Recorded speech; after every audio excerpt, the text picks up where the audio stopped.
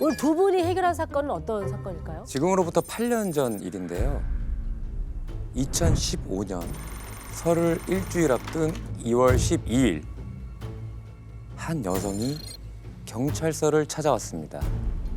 남동생이 며칠째 연락이 두절된 채 감쪽같이 사라졌다는 신고를 하러 온 겁니다. 누나가 남동생을 마지막으로 본 거는 언제? 실종 신고 8일 전인 2월 4일 날 같이 식사를 했다고 합니다. 근데 5일 후인 이제 2월 9일에 만나기로 했었는데 누나가 전화를 하니까 전화를 받지를 않더래요.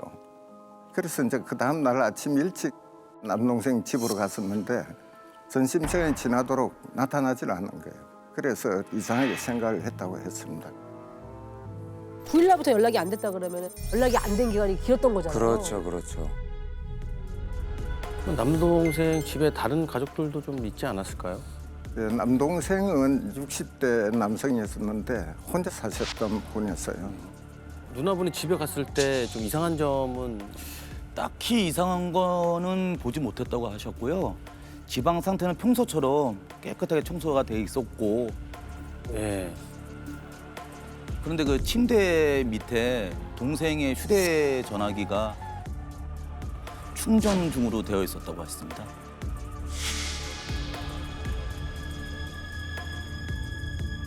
그래서 잠깐 누나는 동생이 외출을 했나 하는 생각을 하고 계셨답니다. 근데 그날 이제 바로 신고를 안 하고 왜 이틀이 지나서 하신 거죠? 그러게요. 그게 좀 이상했습니다. 누나분이 그날 충전 중이던 남동생 휴대전화기를 챙겨가지고 집으로 오셨습니다. 혹시라도 휴대폰이 없으면 동생이거나 그 지인들 연락이 올 수 있으니까. 근데 그날 오후 2시쯤에 남동생 휴대전화기로 어떤 남자가 전화를 걸어왔다고 하더라고요. 자기는 친한 동생인데 형님이 전화기를 찾아오라고 했다고 하면서. 전화를 건 남성이 하는 말이 청평으로 같이 약속을 들어갔는데 형님이 침대에 그 휴대전화를 놔놓고 왔다. 그래서 대신 좀 찾아오라고 그렇게 했답니다. 그래서 집을 갔는데 휴대전화가 안 보여가지고 전화를 내가 한 거다. 그래서 이제 누나분이 어차피 전화기 가지고 이제 동생한테 갈 거면 같이 가자. 그래서 집으로 와라. 나랑 같이 가자. 누나 이제 자신의 집 주소를 이제 알려 줬대요. 예. 그러고 나서 곰곰이 생각을 해보니까 전화한 남자의 말이 아무래도 이제 이상하더랍니다. 예. 약속 들어간 거면 금방 올 텐데 뭐가 그리 급해서 지인한테 시켜서 전화기를 갖다 달라고 할까 이해가 안 됐던 거죠. 그렇죠. 저희도 이해가 안 되잖아요. 이해하죠. 그냥 약속까지 네. 뜨고 집으로 와서 그냥 휴대폰 그러니까요. 찾으면 되는데. 그래서 그 누나분이 집으로 찾아온 남자한테 그냥 동생이 직접 찾으러 오라 해라. 그랬더니 그 남자가 남동생하고 전화 통화를 하는 것 같더랍니다.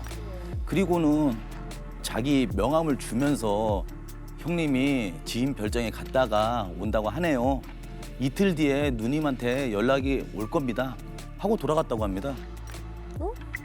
그리고 이틀이 지났는데도 동생이 오지 않으니까 누님께서 직접 경찰서에 신고를 하신 거고요. 뭔가가 좀 이상하네요. 휴대전화를 찾으러 온 남자는 누군지 좀 뭐 처음 보는 사람이라고 했습니다. 지금부터 연락이 끊긴 그 남동생을 방 씨라고, 전화기를 찾으러 왔던 그 남성을 정 씨라고. 실종팀은 일단 방 씨의 행적을 확인하기 위해서요, 방 씨가 살던 아파트 CCTV를 확인합니다. 놀랍게도요, 마지막으로 방 씨가 아파트를 나선 날이 2월 6일 아침이었다고 합니다. 2월 6일 아침이면 2월 4일 날 밥을 먹었다 그랬어요. 네. 그리고 9일 날 밥을 다시 먹기로 했는데 9일 날 연락이 안 됐고 누나랑 밥을 먹고 이틀 뒤 그 이후로 연락이 안 된 것으로 보이고요. 그리고 이제 6일 날 아침 방 씨가 아파트를 나설 때 혼자가 아니었습니다. 그때 방 씨가 집에서 어떤 남자랑 같이 나왔어요. 근데 남자 손에 약수통이 들려 있었습니다.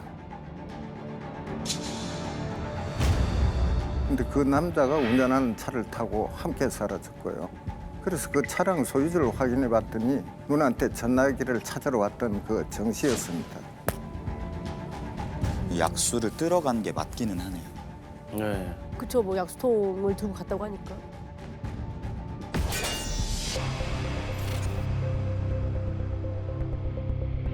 그 차의 주인이 정신과까지는 알아낸 거예요. 예, 그 동생인 거죠. 그러면 지인 별장에 간다고 했으니까 네. 거기 있는 거 아닐까요? 예, 약수 뜨러 가기 전날이죠. 네. 2월 5일 날 방 씨 집에 오랜만에 놀러 갔다고 합니다. 근데 방 씨가 청평 쪽에 자기가 알고 있는 지인 별장이 있는데 거기에 있는 물이 좋다고 내일 약수물을 뜨러 가자고 제안을 했답니다.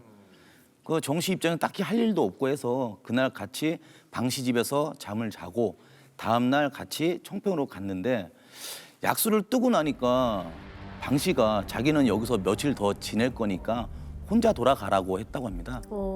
그리고 며칠 후에 전화가 와서 자기 전화기를 집에 놓고 왔으니 전화기를 좀 갖다 달라고 연락이 와서 방 씨 누님을 만났다고 했습니다. 대체 두 사람의 사이는 어떤 사이인지 굉장히 궁금하네요. 그러게요. 네. 13년 전에 병원에 입원을 했을 때 같은 병실에서 함께 방을 썼답니다. 그 방 씨는 그때 당시에 그 맹장수를 받아서 입원을 했었고요. 정 씨가 동생한테 골수 이식을 해줬는데 방 씨 입장에서는 너무 기특하고 마음 씀씀이가 이쁘니까 네. 그때부터 친해졌고 그 14년 전부터 계속 친한 사이로 지냈다고 합니다. 13년. 오래된 사이예요. 네. 그럼 어쨌든 정 씨는 10일까지 방 씨랑 연락이 됐다는 거네요. 그렇게 주장을 했었습니다. 실종 신고가 들어온 이제 초반이었기 때문에 통신 기록이라든지 뭐 도로 CCTV를 이걸 확인 중이었거든요. 그래서 참고인 조사만 한 그런 상황이었습니다. 여기까지 확인된 게 실종 신고 6일째인 2월 18일이었다고 합니다. 이미 방 씨의 행적이 묘연해진 지 12일이 지난 상황이죠. 실종 사건은 강력 사건으로 전환이 됩니다. 그때가 딱 설 연휴가 시작되는 시점이라서 네. 저희들 입장에서 빨리 움직여야 할 상황이었습니다. 그래서 가장 먼저 방 씨가 아파트를 나선 이후 어디로 갔는지 마지막으로 함께 있었던 정 씨의 진술이 어디까지가 사실인지를 확인이 필요했거든요. CCTV를 쭉 따라가다 보니까 최종 목적지가 청평이 아니었습니다. 어머, 청평이 아니었다고요? 아까 청평에 약수 들어갔다고 해서. 그럼 어디로 간 거예요? 동두천으로 간 게 이제 확인이 됐었습니다.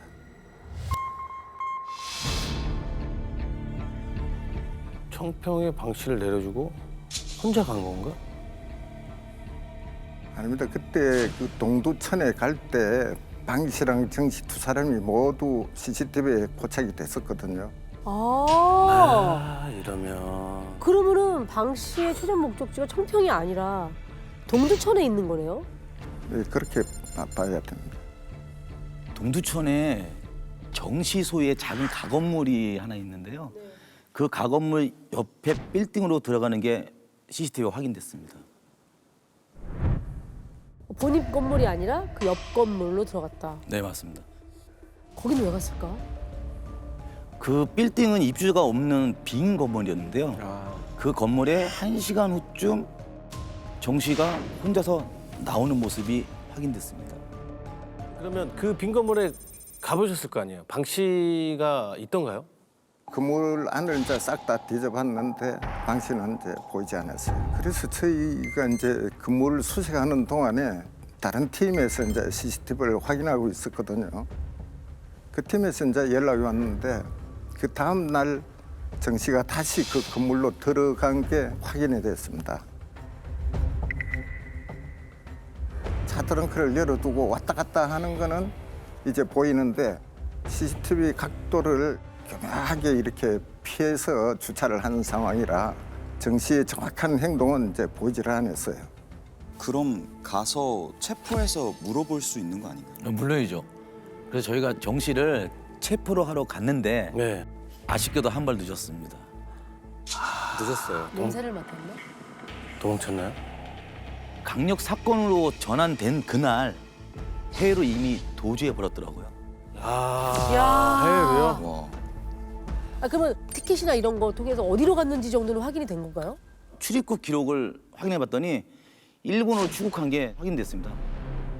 정 씨 어머니한테 아들의 행방을 물었더니 정 씨가 일본에서 공부를 한 적이 있어서 일본어 지인들 만나러 갔다고 하더라고요. 그래서 저희는 일단 적색 수배를 요청해 놨습니다. 대체 방 씨를 어떻게 해놓고 자기는 일본으로 간 거야? 일본으로 도주까지 한 거 보면 일단은 뭔가 있는 거죠. 뭔가 있는 있고 거죠.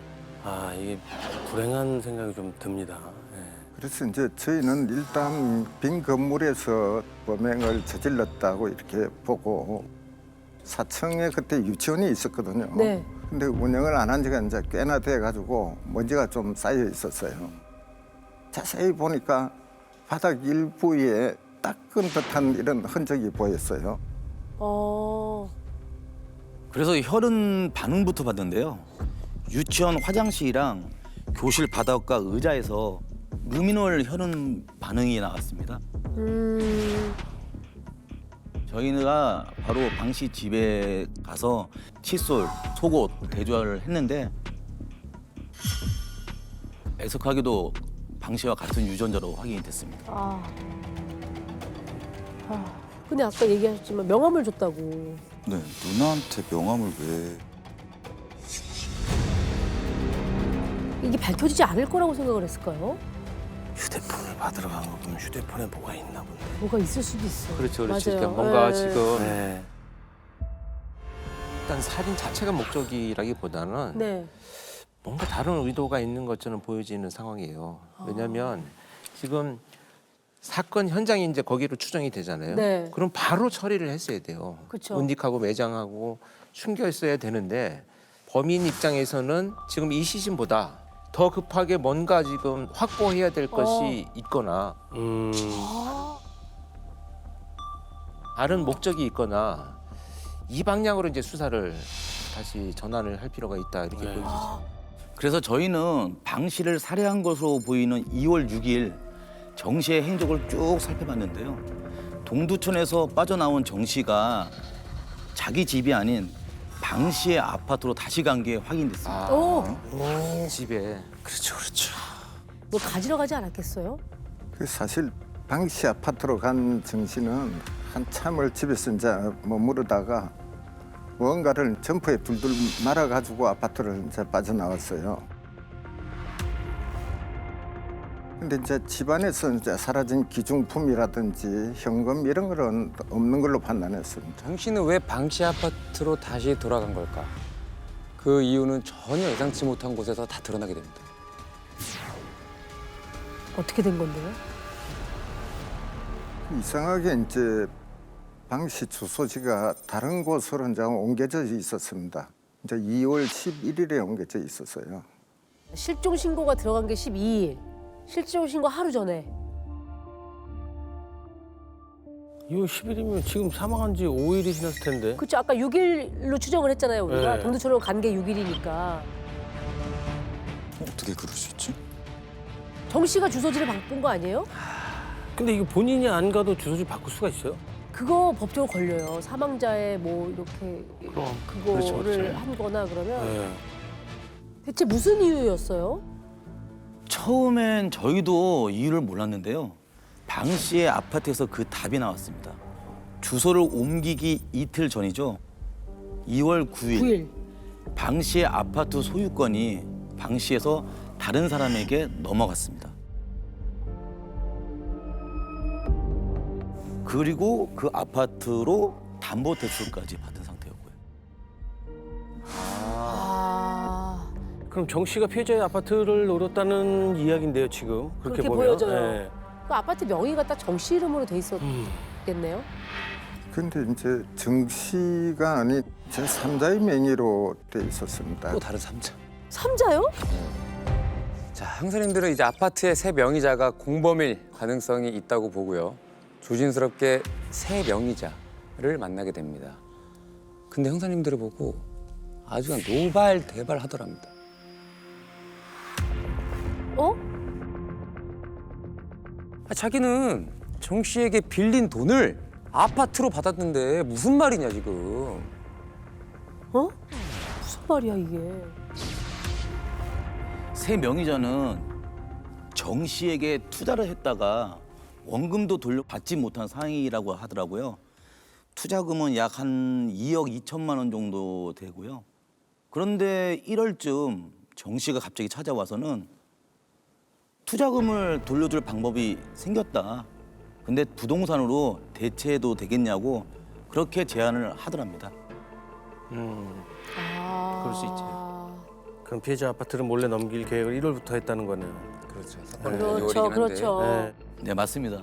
정 씨 자기가 아파트를 하나 받을 게 있는데 아마 그 아파트가 매매가가 4억 정도 된다. 세금 때문에 어차피 자기 이름으로 할 수 없으니 4억의 아파트를 가져가고 남는 차익은 그 아파트 담보 대출을 받아서 나한테 달라라고 했답니다. 그러니까 피해자 아파트로 빚을 갚고 대출금까지 챙길 생각이었나 보네요. 돈까지 더 챙길 네. 생각했던 것 같아요. 방 씨 아파트에서 몰래 훔쳐 나온 게 집문서였대요. 네, 부동산 거래에 필요한 것들을 챙겨 나온 것으로 이제 추정됐습니다. 정 씨가 이제 등기권리증, 위임장까지 가져와가지고 계약상의 문제도 전혀 없었다고 했습니다. 근데 이제 계약 과정에서 딱 한 가지 이제 이상한 부탁을 했다고 합니다. 무슨 부탁이요? 주민센터에서 혹시 전화가 오면 기존 집주인인 당신 척을 해달라고 했답니다. 왜? 그 기존 집주인의 방 씨의 주소지를 옮겨야 하는데 아마 확인 전화가 할 것 같다면서 새로운 명의자한테 방 씨인 척하면서 도와달라고 그렇게 부탁을 했답니다. 설마 이걸 도와준 건 아니죠? 물론이죠. 새 명의자도 꺼림칙해서 거절을 했다고 합니다. 진술 내용하고 사건 당일 행적 등을 제가 면밀히 살펴봤을 때 새 명의자는 공범일 가능성이 굉장히 희박했습니다. 아니 사람을 죽여서까지 자기 빚을 갚고 또 돈을 챙기고 가로챌 생각을 어떻게 할 수가 있죠? 정 씨는요 주위에 부동산 재력가로 이미 알려져 있었습니다. 온라인 동호회에서도요 자신이 경매를 하고 있다면서 투자자를 이렇게 끌어모았는데요. 투자금의 10%를 매달 수익으로 돌려주겠다고 하면서요. 냄새가 나긴 나는데요. 정 씨의 실체를 우리가 확인하고 황당했습니다. 저희가 이제 정 씨가 운영한다는 이제 부동산 사무실을 가봤거든요. 근데 운영은커녕 공용으로 사용하는 사무실이었고 공용 오피스. 책상 하나 달랑 놓여져 있었습니다. 거짓말로 투자자를 모았다는 거네요. 그렇습니다. 그 정 씨의 채무를 확인해 봤는데 빚이 대략 한 10억 정도나. 아, 그동안 이제 투자금 명목으로 끌어들은 돈으로 계속 이제 돌려막기를 해왔던 거였습니다. 실제로 정 씨한테 속아서 돈을 빌려준 사람들이 많았었는데요. 그 중에 정 씨에게 목숨을 잃을 뻔한 사람도 있었어요. 피해자가 이사를 가야 할 사정이 생겼거든요. 정 씨에게 그동안의 투자금을 돌려달라고 했답니다. 그랬더니 정 씨가 지인한테 돈을 받아서 갚아주겠다. 그러니 만나자라고 했답니다. 그래서 같이 돈을 받으러 가던 길에 정 씨가 갑자기 차를 세우더니 전깃줄로 목을 졸랐다고 하더라고요. 피해자는 필사적으로 도망을 쳐서 차에서 빠져나올 수 있었다고 했습니다. 그 이후에 언제든지 정 씨가 나를 죽일 수 있다는 생각에 신고는 차마 생각도 못했고요. 투자금도 전혀 받지 못했다고 했습니다. 이 피해자도 안타까웠던 게 정 씨 가족들이랑 같이 만날 정도로 정말로 가까운 사이였다고 하더라고요. 정 씨가 이제 이 피해자를 죽이려고 했다는 소문 때문에 지인들이 정 씨한테 돈을 달라고 하면은 죽일 거 없어요. 발을 동동 구르고 있는 그런 상황이었어요. 저희가 수사 중이라는 소식을 듣고 뒤늦게 이제 피해 신고를 하나 둘씩 접수하기 시작을 했었습니다. 야 정말 그 어떻게 했으면 그렇게 두려움 때문에 신고를 못할 정도로 참. 빨리 잡아야 하는 거 아니에요? 너무 위험한 사람 같은데. 그러니까요. 그러니까요. 네. 추가 피해가 계속 확인되고 있던 중에 드디어 일본에서 반가운 소식이 들려옵니다. 잡혔구나. 맞습니다. 일본 경시청에서 정 씨가 잡혔다는 소식을 전해온 거죠.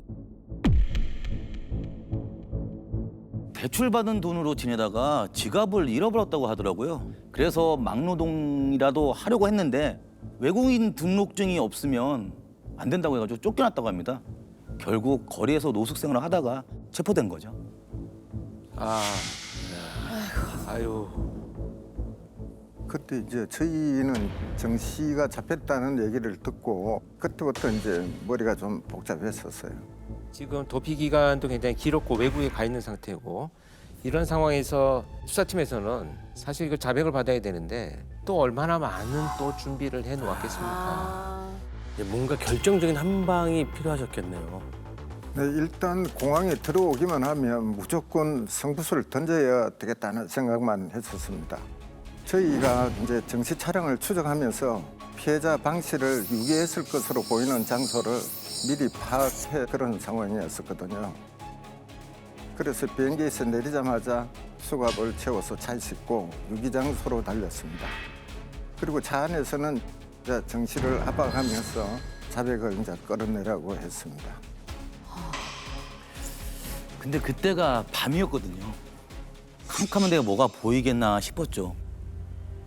저희는 걱정이 딱 되더라고요.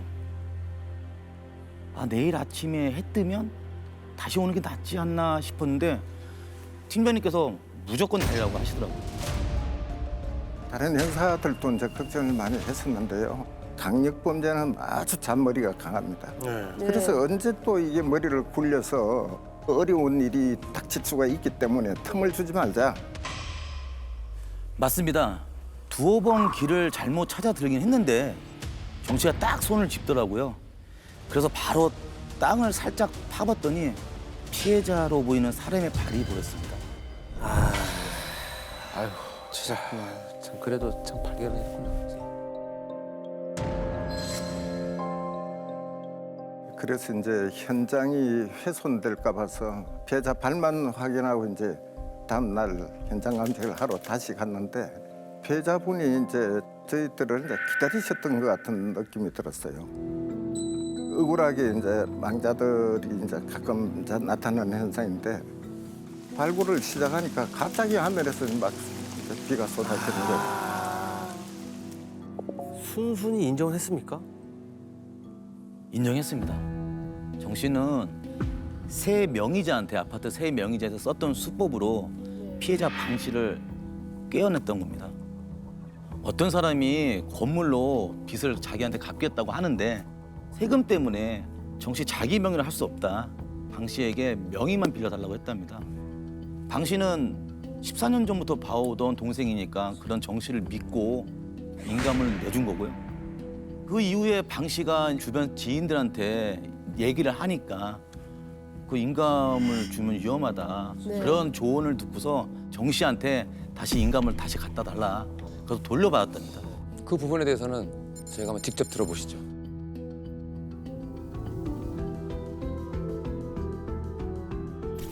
지인을 살해하고 안매장까지 한 혐의로 40대 남성이 구속됐습니다. 남성은 범행 직후 일본으로 도주했지만 붙잡혀 국내로 송환됐습니다. 그 집을 이용해서 대출을 받으려고 했습니다. 피해자분도 속이고 다른 사람들한테 거짓말했던 거를 감추기 위해서였습니다. 처음에 이제 피해자 방 씨 아파트를 이제 담보로 대출만 받을 생각이었었는데 계획이 틀어진 거죠, 이제. 그래서 2월 5일에 인감을 돌려주려고 방 씨 집을 갔다고 했습니다. 근데 밤새 이제 설득에 실패를 했거든요. 그래서 한 번 더 설득을 하기 위해서 동두천에 이제 데리고 갔다고 했습니다. 빈 건물을 보여주면서 이게 빚 대신 내가 받을 건물이니 안심하고 인감을 다시 빌려달라고 그렇게 부탁을 했대요. 근데 결국 방 씨가 거절을 하자 우발적으로 살해를 했다고 진술을 했습니다. 그 주장이죠. 그러면서 하는 말이 정말 기가 막혔는데요. 피해자가 평소에 우울증으로 자살하고 싶다는 말을 자주 했다고 합니다. 네? 그러니 어차피 죽을 목숨 내가 아파트를 가져도 되겠다. 말이야 막걸리야 진짜. 야, 이게 말이 안 진짜 돼. 전형적인 사이코패스들이 하는 아, 그 그래요? 주장 중에 가장 많이 나오는 게 피해자 어차피 죽을 사람이었다는 게 가장 많이 나가요. 그래서 결정적인 사인은 뭐였습니까? 사인은 이제 경부 압박 질식사였습니다. 처음에 이제 피해자 발을 걸어가지고 넘어뜨린 후에 손으로 목을 졸랐어요. 그 후에 이제 의자로 그 유치원생 의자가 좀 작습니다. 그 의자로 다시 목을 눌러가지고 이제 살해한 것으로 확인이 됐습니다. 아, 말이 안 됩니다. 되게 우발적이라고는 전혀 볼 수 없는 네. 상황인 것 같아요. 그렇죠. 지금 범행 도구가 쓰였잖아요. 일단 정 씨는 40대고 피해자는 60대잖아요. 네. 그런데 그 의자로 목을 또 졸랐다고 하는 것은 이건 화가 나서 그냥 공격한 게 아니고 끝까지 살해하겠다는 의도를 명백하게 보여주는 행동이죠. 맞습니다. 피해자를 이제 살해한 후에 바로 이제 피해자 집으로 가서 등기 부등본, 인감까지 다 챙겨갖고 바로 아파트 명의를 이전과 대출 바로 끝냈고요. 아, 다음 날 이제 시신을 유기했다고 이렇게 자백을 했습니다. 재판 결과는 어떻게 됐나요? 살인 미수까지 이제 포함해서 이제 최종 35년을 선고받았습니다.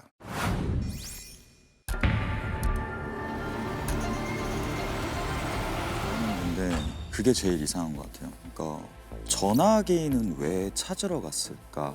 누나 집까지 가서 명함까지 주고 왔잖아요. 그 다음 날 피해자 방 씨의 주소지를 정 씨 자신의 집으로 옮기려고 했기 때문에 주민센터에서 혹시나 피해자 방 씨에게 연락 오지 않을까 해서 그걸 본인 확인 전화 대비할 할까봐. 그렇지, 네, 그렇지. 그걸 대비하기 위해서 피해자 전화기가 필요했던 네. 것으로